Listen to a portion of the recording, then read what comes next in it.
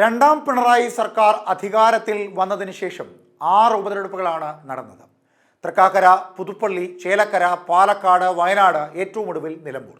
6 ഇടങ്ങളിലായി നടന്ന ഉപതെരഞ്ഞെടുപ്പിൽ തൃക്കാക്കര, പുതുപ്പള്ളി മണ്ഡലങ്ങളിൽ പി.ടി. തോമസ്, ഉമ്മൻചാണ്ടി എന്നിവരുടെ വിയോഗത്തിലുണ്ടായ സഹതാപ തരംഗം പരാജയ കാരണമായി ചൂണ്ടിക്കാട്ടി ഇടതുപക്ഷം. തൃക്കാക്കരയിൽ ദുർബലനായ സ്ഥാനാർത്ഥി എന്ന വാദവും ഉയർന്നിരുന്നു. പാലക്കാടും പരാജയത്തിന് കാരണം ഇടത് കോൺഗ്രസിൽ നിന്ന് കൊണ്ടുവന്ന് നിർത്തിയ സ്ഥാനാർത്ഥി ആയിരുന്നു എന്നും നേതൃത്വം പറഞ്ഞു. വയനാട് പ്രിയങ്ക ഗാന്ധി ആയിരുന്നു ഇടതിൻ്റെ പരാജയ കാരണം. പക്ഷേ നിലമ്പൂരിൽ സ്ഥാനാർത്ഥി അതിശക്തനായിരുന്നു. മറ്റു പ്രധാന കാരണങ്ങൾ ഒന്നും പറയാനില്ലായിരുന്ന ഇടതിന് നേതൃനിരയിലുള്ളവരുടെ പ്രശ്നങ്ങളായിരുന്നു പ്രധാനമായും ചൂണ്ടിക്കാട്ടാനായിട്ടുണ്ടായിരുന്നത്.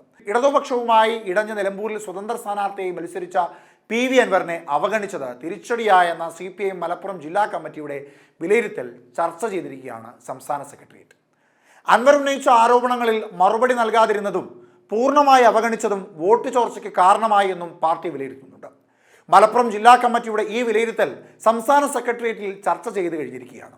തെരഞ്ഞെടുപ്പ് പ്രചാരണത്തിൽ അൻവറിന് മറുപടി കൊടുക്കാത്തത് പാർട്ടിക്ക് വലിയ തിരിച്ചടി സൃഷ്ടിച്ചു എന്നുള്ളതാണ് കണ്ടെത്തൽ. ADGP അജിത് കുമാറിനെതിരായ ആരോപണങ്ങൾ, സ്വർണ്ണക്കടത്ത് ആരോപണം, എടവണ്ണ റിദാൻ ബാസിൽ കൊലക്കേസ്, മുഖ്യമന്ത്രിക്കും മുഹമ്മദ് റിയാസിനും എതിരായ ആരോപണങ്ങൾ, അങ്ങനെ പല കാര്യങ്ങൾ ഉന്നയിച്ചാണ് അൻവർ സർക്കാരിനെതിരെ രംഗത്ത് വന്നത്. മണ്ഡലത്തിലുടനീളം അൻവർ ഈ വിഷയങ്ങൾ ചർച്ചയാക്കുകയും ചെയ്തിരുന്നു. എന്നാൽ LDFിൻ്റെ ഒരു പ്രചാരണ പരിപാടികളിൽ പോലും നേതാക്കൾ ഈ ആരോപണങ്ങൾക്ക് മറുപടി പറഞ്ഞില്ല.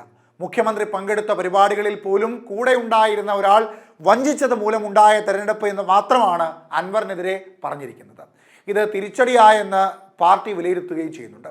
UDFന് ലീഡ് ലഭിച്ച നിലമ്പൂർ നഗരസഭ ഉൾപ്പെടെയുള്ള സ്ഥലങ്ങളിൽ തെരഞ്ഞെടുപ്പ് ചുമതലകൾ നൽകുന്നതിൽ വീഴ്ച ഉണ്ടായി എന്നും CPIM മലപ്പുറം ജില്ലാ കമ്മിറ്റി വിലയിരുത്തിയിരുന്നു. ഇത് സംസ്ഥാന സെക്രട്ടേറിയറ്റ് ചർച്ച ചെയ്തു.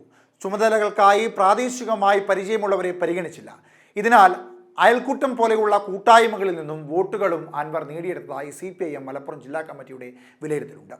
20,000-നടുത്ത് വോട്ടുകളാണ് നിലമ്പൂരിൽ അൻവറിന് ലഭിച്ചത്.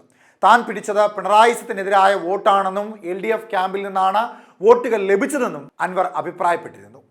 ADGP അജിത് കുമാറിനെതിരായ അനധികൃത സ്വത്ത് സമ്പാദനം, RSS ബന്ധം, പോലീസുകാർക്കെതിരായ സ്വർണ്ണക്കടത്ത് ആരോപണങ്ങൾ എന്നിവയും മുഖ്യമന്ത്രി പിണറായി വിജയൻ, പൊതുമരാമത്ത് വകുപ്പ് മന്ത്രി മുഹമ്മദ് റിയാസ് എന്നിവരെ വിമർശിച്ചതുമായിരുന്നു നിലമ്പൂരിൽ അൻവറിന്റെ പ്രചാരണം.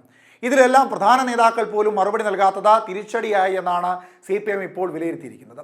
പാർട്ടി പരാജയ കാരണം ഇനിയും മനസ്സിലാക്കി മുൻപോട്ട് പോയില്ലെങ്കിൽ ഉപതെരഞ്ഞെടുപ്പിലെ പരാജയത്തിന് ശേഷം പഞ്ചായത്ത്, നിയമസഭാ തിരഞ്ഞെടുപ്പിലും വലിയ തിരിച്ചടി നേരിടേണ്ടി വരുമെന്ന അഭിപ്രായം പറയുന്നവരും പാർട്ടിയിൽ സജീവമാണ്.